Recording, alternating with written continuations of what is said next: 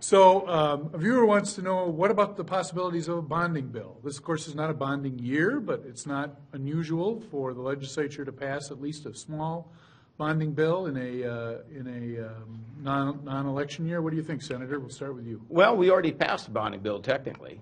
We took the one from last year and we passed it. Well, you know, facts are facts. It wasn't a bonding bill. It was a error fixing bill. Well, it was truly, though, a bonding bill. It was not in the classic sense what he's talking about. You're right, we did pass a bonding bill. But there were bonds in it. That, yeah, absolutely. that But was- I don't see us doing a bonding bill. I don't see that it's in the mix this year. I think we got to concentrate on getting a budget, and I think that I think we got a lot of work to do to get to a budget, to avoid a special session, and I think that's where we need to concentrate.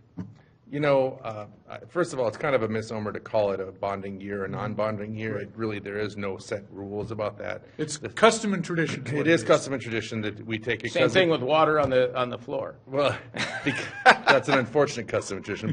But to his point, I think we've always looked at it the second term because the first term is so focused on the budget. But you know, a couple of years ago, Speaker Dowd, and it might even go before that, really fixated that we can't go over $1 billion in bonding.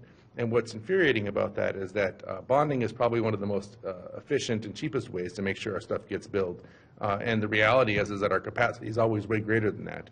And what it does is it's an investment in Minnesota, right? Our debt capacity is easily managed, and we never bonded the capacity we could. Now, I'm not saying we should go right up to the threshold because you never know when the economy is going to go down. But there's certainly way more room there than what we take. We bond for $1 million when our capacity is $3.5 million. We bond for $1 million when our capacity is $2.5 million and $1 billion. And so the reality is that when you look at the needs we have, the unfortunate problem with not bonding is this.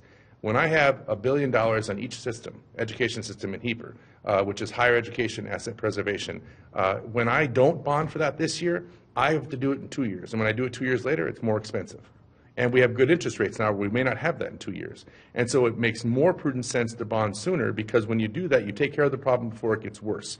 Buildings don't magically heal themselves, and if we don't think these buildings are a priority, then we have to do something about that. But you're right. We need to watch that debt limit because Sure. Because I tell you what, I think there'd probably be over $250,000 that we'd have to spend if we didn't have to pay the interest rate on the debt. Well, true, but we're also getting roads and bridges and buildings, which I think are pretty important. I'm not saying we shouldn't do it. Right. I just think it should be. And I don't think we do have to manage. I'm not advocating we go to the limit. I think that isn't prudent, but I do know that we could probably do half as much or twice as much, and we'd not be hitting that limit or getting close. And it depends on how you calculate it, because there is argument on whether we're calculating that right, and we really have that much capability and capacity or not. So I think that we got to be cautious. My point primarily with this is that $1 billion sounds like a lot of money. If you can say it's not $1 billion, then it doesn't get used against you in the next election, and I don't like politics playing a role in that.